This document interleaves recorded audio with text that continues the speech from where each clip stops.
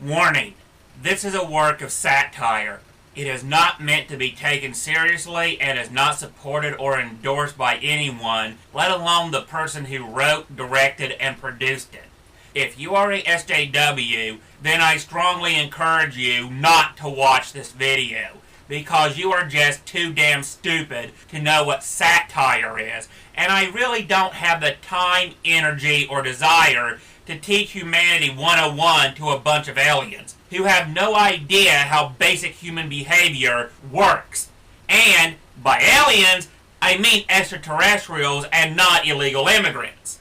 Seriously, I got Asperger's, and even I integrate in society better than you people. We need to talk about cultural appropriation. That is, white cultural appropriation. There have been a number of black people who have gone and stolen white culture. For example, in the winter, you will see black people wearing heavy winter coats and are bundled up all nice and warm.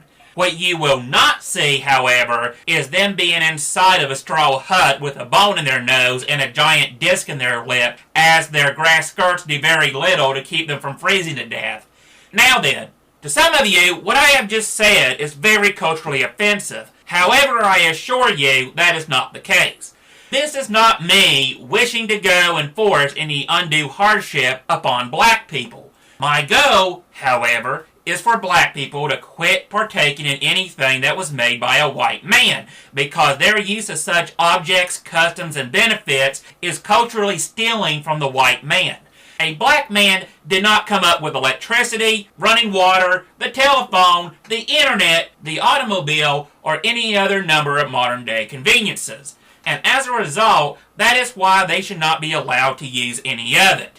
If, as a white person, me eating Mexican or Chinese food is considered to be cultural appropriation, just as me having weaves in my hair is also considered to be cultural appropriation, then, as logic would dictate, then the black man should not be allowed to use anything that was invented or came up with by a white man.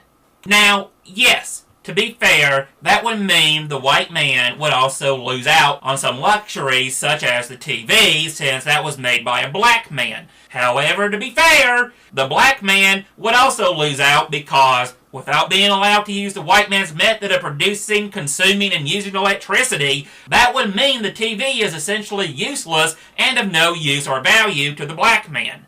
However, these losses are a small price to pay when it comes to keeping our culture to ourselves and preventing any outsiders from being allowed to use it. This is not jingoism or even the belief that our group is superior. It is simply wanting what our culture has come up with to remain a part of our culture and not to be tampered with, misused, or any other way misappropriated. Also, yes, I am very much aware that other cultures would have to be addressed. For example, they are black people who have Asian characters written on their body, and the kicker is they have no idea what these characters actually say. And the only word they got to go on happens to be that of the tattooist, who, for all they know, happens to be a compulsive liar as they go and tattoo small penis on their arm or rich spoiled bimbo on the small of their back. Nicki Minaj, I am looking at you. Now, for those of you paying close attention, you may wonder why I keep using black people as perpetrators of cultural appropriation. And the answer to that is simple. Because black people, yes, all black people, have a tendency to steal anything that isn't nailed down, no matter what it is or who it belongs to. They are society's biggest crooks, thieves, and criminals, so the idea of them taking something that didn't belong to them to begin with is nothing new. This is not stereotyping, and this is not racially motivated. It's simply that black people happen to be society's biggest criminal underclass, and you know it to be true.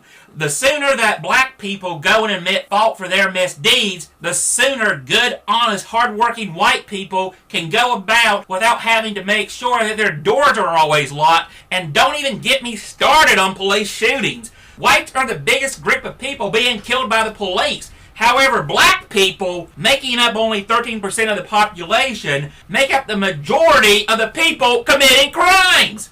I mean, how messed up is that? You got a minority committing the majority of crimes, and yet the group of people that routinely keeps getting shot at is the group who doesn't have as much to do with it population-wise.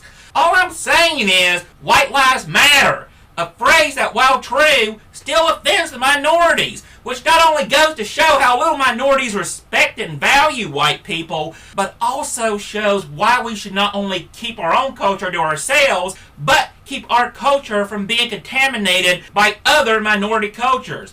With that said, please show some respect to white people. And as we have no desire to wear Indian headbands or put bindis on women's foreheads, please keep from using the inventions and devices that was made by white men for the benefit of white men.